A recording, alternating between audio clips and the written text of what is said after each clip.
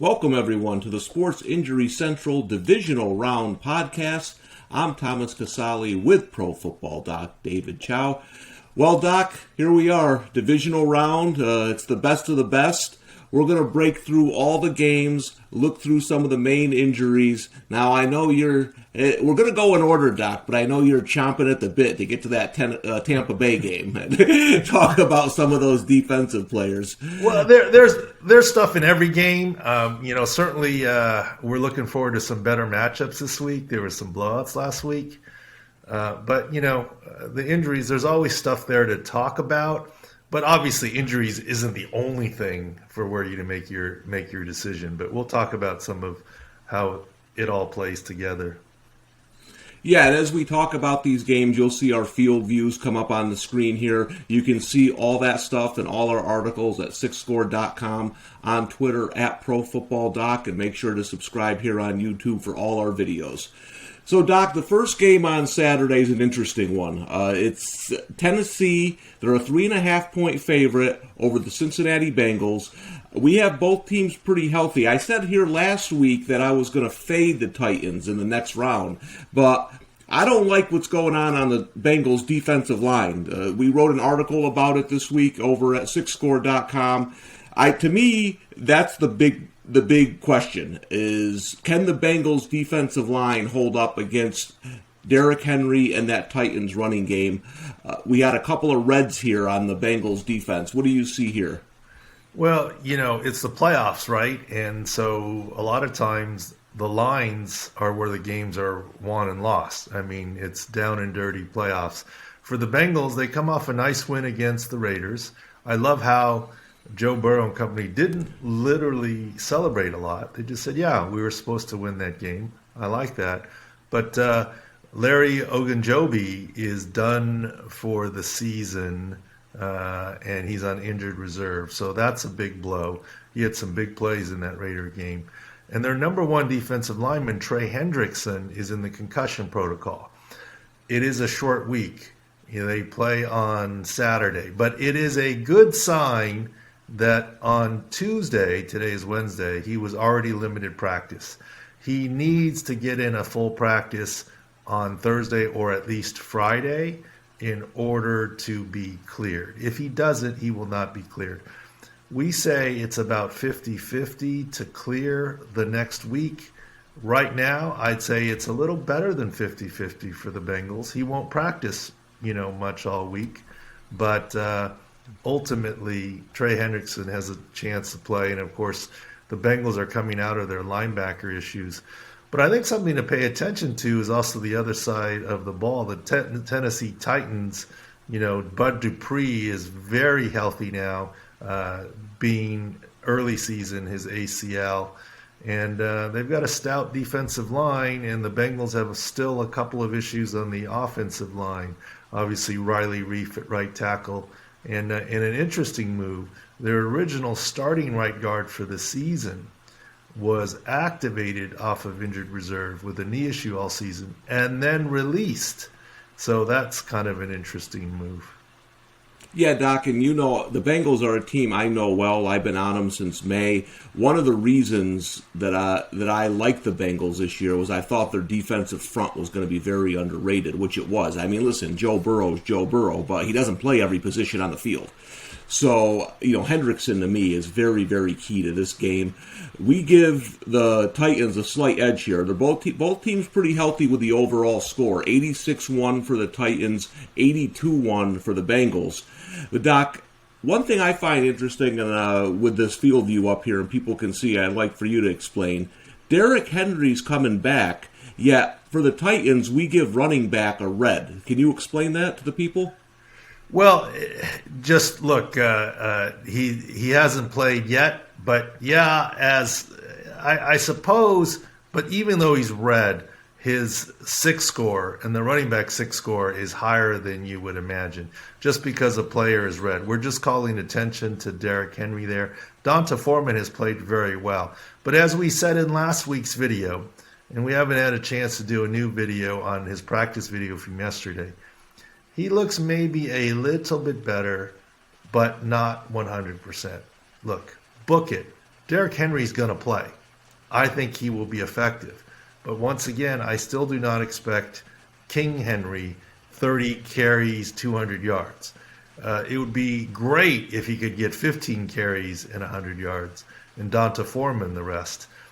But in the videos even this week, and if you go to our Twitter timeline and the Sports Injury Central YouTube channel, we go through it. And the feedback that I've gotten is everyone says he looks great, and then they look at our video and then they say, okay, I can kind of see what you're talking about.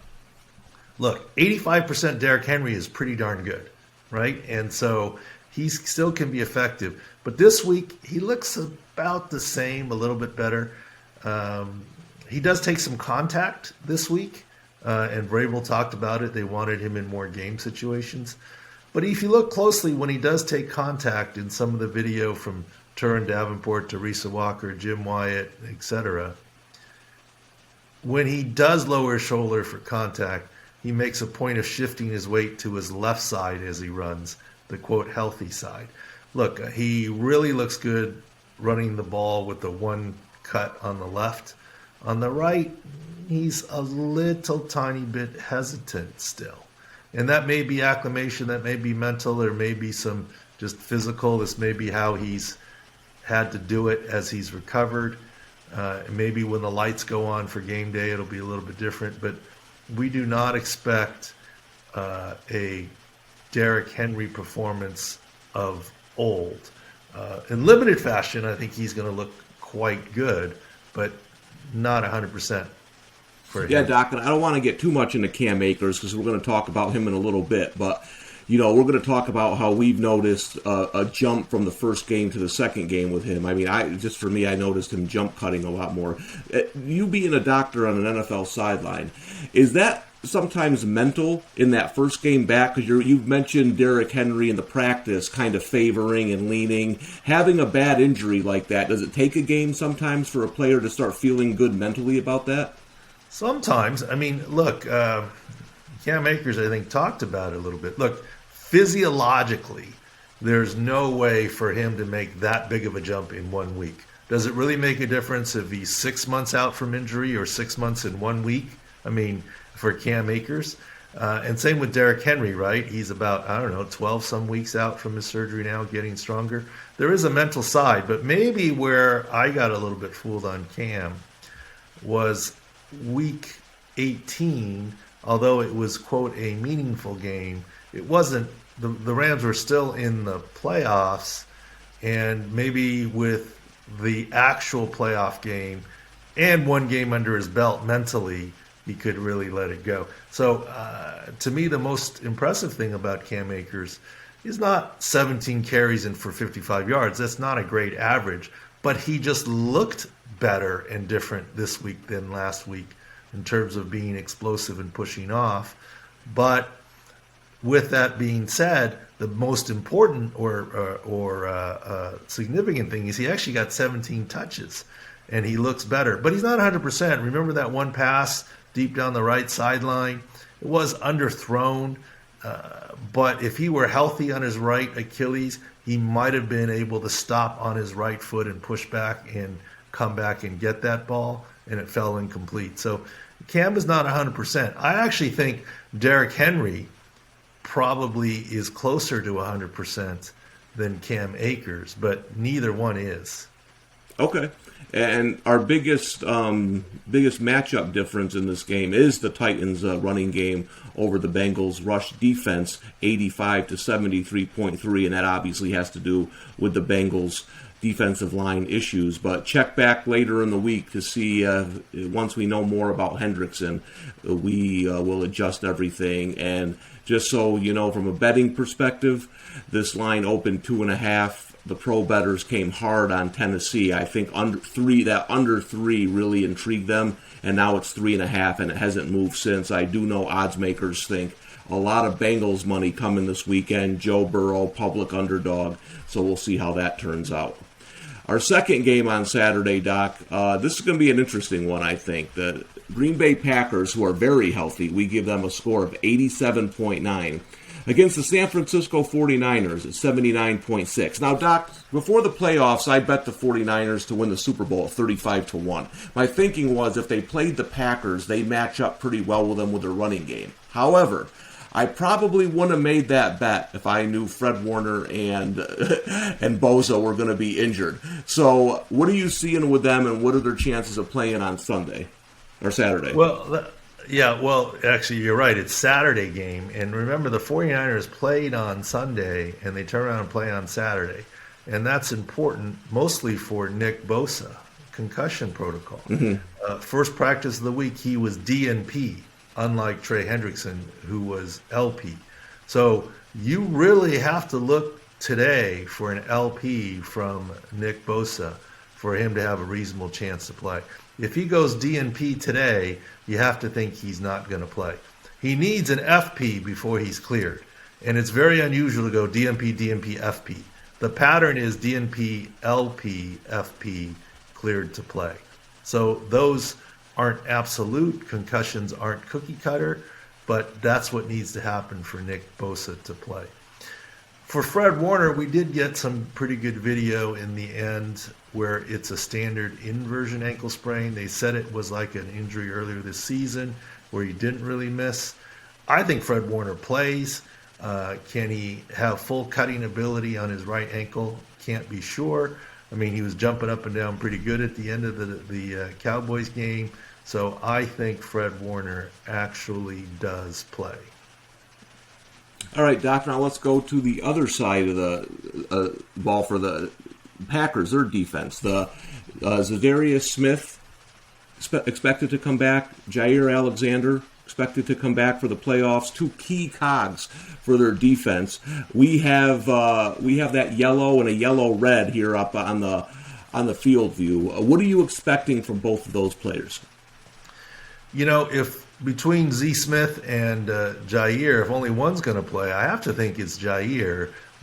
Smith is coming back from his back surgery, hasn't played, but he has a chance to, and the Packers say they're hopeful. And, of course, their other big addition is David Bakhtiari. Yeah, they're resting him, load management for practice. He's still recovering from that complicated ACL, but it's the playoffs. He's going to be out there. And the Packers will even have some depth with Whitney Merciless likely returning from his biceps. I think he can run, he can tackle. I think if he's arm tackling on that side, he may have someone run through him, but he can be effective as well in terms of his return. So a few key guys coming back for Green Bay. Yeah, and one key guy for the Niners, Doc, who's been battling injuries a lot at the end of the season, is Jimmy Garoppolo. And now he's got a shoulder issue on the throwing arm. You know, I haven't heard too much about this. There's been a little bit of rumbling in the betting community that he's more 50-50 than people are letting on to. What are your thoughts on Jimmy G? And is he in any danger of missing this game? Well, I always say injuries beget injuries. And, you know, the public in general is prisoners of the moment. If you go back to that Week 18 contest where they needed to win, the first half everyone was screaming he was terrible. And the second half, at halftime, he got that injection. It's like, Jimmy G is pretty good. His thumb's fine. The truth is somewhere in the middle. If you look at Jimmy G, that late interception against Dallas in the playoffs that let Dallas back in, he admits that that was a grip issue that made him overthrow. So it's still related to the thumb. And his shoulder issue, the last throw in the first half, he is falling to the ground, but normally you just put your hand or wrist down. And Jimmy G didn't do it because he was worried he might catch his thumb. And because of that, he landed harder on his elbow, straight onto his elbow. And the force translated up into his shoulder. So it's more of a rotator cuff contusion. And we just have to see how much swelling there is. I think you're right with the shoulder and the thumb. Look, I still think Jimmy G's going to play. Okay? They've clearly shown that's who they want to play. And Jimmy's not going to give up the mantle.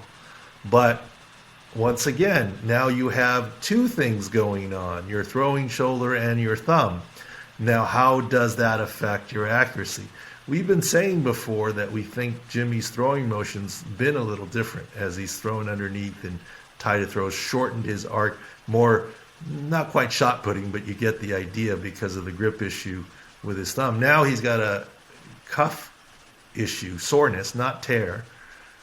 I think it's something to watch. I think that's why we have him yellow. I don't think it's a given that he's green and good to go. I think he's going to play. How well is the question. That's who they want to play. That's who they're going to ride. And how does that affect the game plan? To me, what it really all comes down to in this game is, can the Packers stop the 49ers' power run game? It's as simple as that, right? And, of course, Trent Williams is going to play through with his elbow. It's his right elbow. It's not his outside elbow. The right tackle's still out for the 49ers. But it all comes down to the run game. Can they be creative in the run game and get yards? And if so, it's going to be a shootout or a tough day for Green Bay. Yeah, I mean, Doc, in terms of betting, I like this matchup more 2 weeks ago now. It's a 6-point spread. There hasn't been much movement. I think people are waiting on injury news, but if you tell me we're not going to get Boza, Warner might not be 100%, Jimmy G might not be 100%, now I think it's a tough ask for Green Bay, for San Francisco to go into Green Bay and beat the Packers. So we'll have to keep an eye on these injuries. Again, we'll have everything up at sixscore.com. Make sure to check it out throughout the week. Well, Doc, now we get to the game we've been waiting for, our favorite one based on health. On Sunday, the Rams and the Bucs. We give the Rams a pretty good advantage of 83.5 to 75.8. A lot of yellow and red on Tampa Bay. So, Doc, I want to get right into it because we thought the Eagles had a significant health advantage last week. But again, we go just by health. The Eagles weren't the matchup to take advantage of the Bucs. They can't throw the football. They live on running the ball. That's what Tampa Bay does well. But we're watching the game. Like, Levante David could barely run. Dallas Goedert ran past him 100 times in that game. But Jalen Hurts is, soon to be XFL starting quarterback. Has no anticipation in the passing game. Couldn't get him the ball. Threw the ball late. Threw in the coverage. And then we were watching my man Shaq Barrett, who was getting tossed around on the line. Then he kind of got that interception at the end, and it made people forget about that he was getting manhandled all day. We heard Jimmy Johnson say the defense is healthy. We're hearing people say the defense is healthy. But we kind of think that might be fool's gold coming into this game, don't we? No question. I mean, look, Jimmy Johnson's a Hall of Famer. I mean, he knows way more football than I do. But just looking at movements and injuries, look, I was wrong. I thought Shaq Barrett might miss this game. He actually played with his MCL and partial ACL, had a big brace on. Go look at the film. He doesn't look good as he moves. He's no threat on the edge at all. And he's just a warm body out there, a shell of himself. Now, 1 week he might be a little bit better. And look, he's a great athlete. That was a very athletic interception, but that wasn't showing off his knee and what he could do. That's just being a great NFL athlete. Levante David, especially in the open field, cutting, but also just acceleration. He doesn't have it on that left foot side. So, and the Eagles couldn't take advantage. I think what the Eagles did defensively that was very good is they involved their safeties in blitzes to compensate. That's where they brought the pressure, etc. Now, that's Jalen Hurts, as you mentioned. A more experienced quarterback like Matthew Stafford might be able to take advantage of that 8-man box and other things, and we'll see. But the other thing that I thought was very, very interesting, after the game, Jalen Hurts was, quote, in a boot, and there were reports that his ankle was not 100%.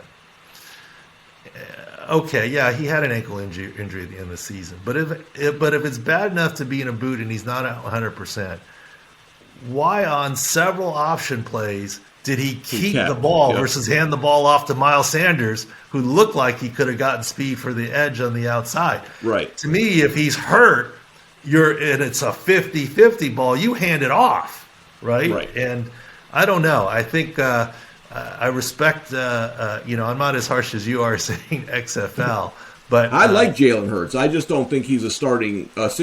He's got a low ceiling, I think. And Well, in the playoffs, and some you of see it you have to say coaches too, because remember earlier this game we had a 6-score huge advantage for the Eagles against the Cowboys on the run because the Cowboys were really injured. And they never ran the ball. They never all ran the game. ball. They ran the Yeah. ball 3 times that game. It's like, what? Yeah. I mean, it was crazy. And in this game here, I think you needed to attack those linebackers. And I don't see that they really did it. So I think Sean McVay, he studies film. He's going to see it. He doesn't need to see this podcast to know it. He's studied the film, and he'll see it. And, when you do film study, look, they played early in the year. They almost throw that out, right? It's the last 4 weeks, but especially the last week or two that everyone looks at. And they'll see that on Shaq Barrett and Lavonte David and have a scheme for it. But the Rams do have some good news. They originally had 6 defensive key players out, including both safeties. Taylor Rapp was concussion. This will be his second week. We need to see progression in the practice report back to full practice. But he's got a reasonable chance of playing this week. And Weddle didn't look bad. Only 19 snaps, and they didn't attack or challenge him for the Rams. But, I thought it was classic Eric Weddle. Look, when the game started, look, I know Eric pretty well, obviously. I didn't know what number Eric was, right? But just looking, once they opened up the field defense, I was like, oh, there he is. Just his body type, style, how he moves, and how he's always directing people. He's been on the couch for 2 years. He just joined the Rams this last week, a couple days ago, yet he's the quarterback out there on defense, telling people where to move and go. And I think he got fewer reps because everyone knows what he can do because of the game script and score. Give the young safeties a chance to play and get acclimated to the speed of the game. But we might see more out of Weddle too, and the Rams in terms of what they have. Yeah, and Doc, I'm going to tell you right now, the best bet of divisional round weekend is the over in this game, because I think both defenses got away with murder last week. First of all, if you put Eric Weddle on the field, Tom Brady's going to find him. So the Stafford is going to. I mean, we're going to have player props up, later in the week. I think Higbee, the tight end for the Rams, is going to be a good bet because they're going to be able to exploit David in coverage. I don't really have a strong opinion on who's going to win this game, but I do think, based on our health projections and based on what we saw last weekend, I think there's going to be some points scored. So, that's the way I'm going to go on this game. But there's one guy I want to get your thoughts on before we leave this game is Rams left tackle Andrew Whitworth, Doc. He suffered an injury last weekend. I know we have him green here, so are we good with him? Yeah, I think he's going to play. Look, he got hurt on the first play, rolled up on his right leg, and then right before half. But, the score was pretty out of hand. He's 40 years old. So you bring up 3 interesting guys, Andrew Whitworth, Eric Weddle, and Tom Brady, right? I mean, Tom Brady's 44, Andrew Whitworth is 40, Eric Weddle's 37. But let me tell you, in terms of the positions they play, I think the guy who has it hardest is Eric Weddle at 37 in space, and he's coming off his couch. The guy who has it easiest is Tom Brady. Well, he's the GOAT, but the position of quarterback. Look, I'm old enough to remember George Blanda playing into his late 40s. Okay, not full-time quarterback, but doing something. Andrew Whitworth, because he's more confined in a box, and he's a veteran, I think Andrew Whitworth is going to play in this matchup. And I think you're right as I think about it. I think the quarterbacks in the game in this game, both sides can exploit advantages. And you hear Tom Brady all the time. He sees a corner go off to the sideline, and here comes a new guy. Here comes the deep shot, right? He's going to go in and he's going to test Eric Weddle. Eric, my friend, is going to be able to prove he's made a steal and he can beat the odds and get it done, or he's going to be exposed by Tom. We'll see what happens, but I do hear what you're saying, and I do like it. And then, of course, the run game. Leonard Fournette is not a guarantee to play, at least not full snaps. Ronald Jones is probably further from playing, and but Gio Bernard did pretty well, and so they'll have something back there, but I'm not sure Leonard Fournette is full go. Yeah, Doc, and the player. We're doing this podcast on Wednesday, and the player props for the games aren't up yet. But I do think you're right. I think Gio Bernard in the passing game to offset some of that pass rush is going to be big. Like I said, Higbee for the Rams on Levante David, because they don't have the secondary for the Bucs has been injured this year too, so they can't put a lot of guys on the tight end. So this is a good game, I think, for player props too. So there's a lot of different ways you can bet these games based on health. So go back to sixscore.com. We'll have some player prop stuff up this weekend, but I can promise you I'll be looking at this game to find some advantages. And thanks for reminding me. Now, basically, number one corner Sean Murphy-Bunting did not play for the Bucs that game. Carlton Davis dealing with a back issue played, and the slot corner played dealing with hamstring issues. But you never like hamstring issues in a cornerback, right? And so there's a few issues on Tampa's side, and I don't look at the betting things like you do. I just look at the injuries. But what you're saying makes sense. Yeah, and I think that's one of the games we can really exploit. The last game of the weekend, we don't see a ton of edges here, Doc. These are two healthy teams, according to us. We got the Chiefs at 89, six score. We got the Bills at 87.9. So it's close on the number. The Chiefs are a slight favorite at home. It's close on the health score. There's two good football teams. This is a great way to end the weekend. Is there anything you see here, Doc? I'm looking at our field view. I mean, the way McKinnon looked at running back for the Chiefs last week, I don't even know if Edwards-Helaire being hurt matters anymore. He looked better than him. So any significant advantages you see here? Well, first of all, I might get a first-hand look. We'll see. My son's trying to convince me to go to the game. Patrick Mahomes is his favorite player, etc. But the only injury stuff, when the Bills are on offense and the Chiefs are on defense, both sides are as healthy as you will ever see, with very minimal issues, if any. The only, I don't even want to mention it, worry. The only reason we have Josh Allen green yellow, he's completely healthy, but we don't have any information to contradict the fact that he is still subject to the daily dreaded COVID testing. Now, COVID's been pretty good throughout the NFL, right? For the playoffs, basically nobody, because the number of teams are down, but the number of tests, you're only testing symptomatic players, and really who's going to report symptoms. A lot of players have already tested positive and then are exempt. But Josh Allen has never gone on the COVID list. In theory, maybe he got vaccinated secretly.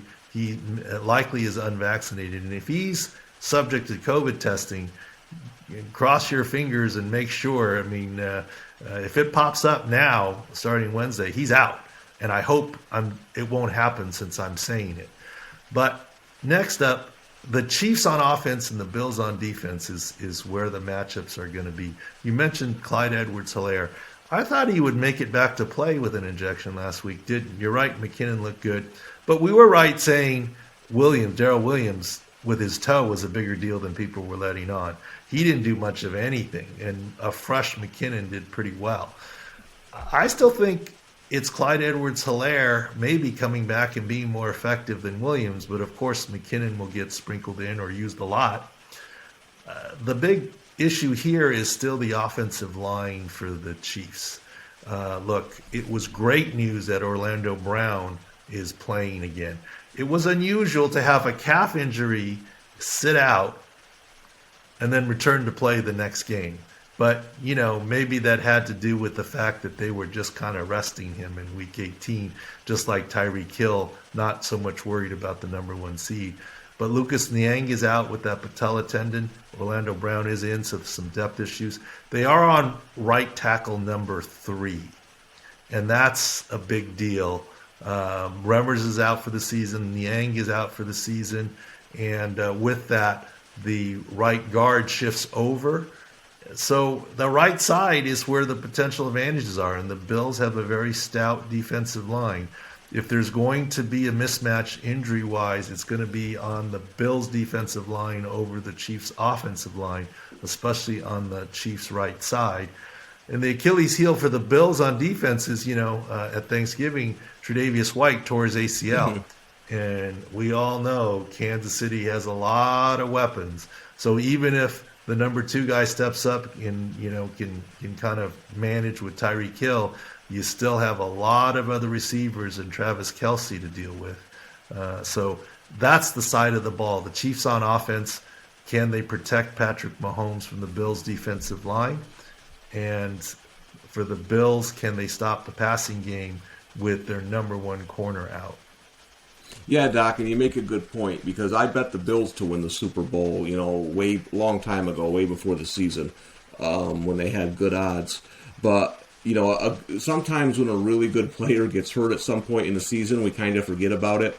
But Tre'Davious White is one of the top corners in football. And at some point in the playoffs, that injury could show up. They've done a good job kind of hiding it throughout the year, but you play teams like the Jets and the Dolphins who can't really exploit it. It'll be interesting to see in this game how the Chiefs, because the first time these two teams played, White was there. So that's going to be an interesting point to the game that I don't think's really been talked about much. Well, and here's what happens. See, look, let's say you can scheme out Tyreek Hill even without Tre'Davious White, but you're probably doing it with cornerback 2 moving up to cornerback 1 to do so. Now, what about cornerback 3 against wide receiver 2? And so there's a domino effect downstream, and what do you want to take away? So it's not just the one spot to look at. And there's no question both those teams are relatively healthy, which is kind of what makes it fun for us to get into the weeds of the nuances as opposed to, well, it's obvious one team's hurt and one team's not. But those are the 2 areas, the Bills at cornerback and the Chiefs on the right side of their offensive line. That's what it would be to watch more than Clyde Edwards-Helaire and whether he plays. Yep, and Doc, in terms of the betting, early money coming in on the Bills. It'll be interesting to see where the public goes on this game. I think it's going to be the Chiefs, slight favorite at home, 1.5. So it's going to be it's going to be a good game to end off the divisional round. So then, Doc, then we're down to 3 football games, 3 NFL games, and we're done. It's hard to believe, but anyone. Oh, there's the Pro Bowl.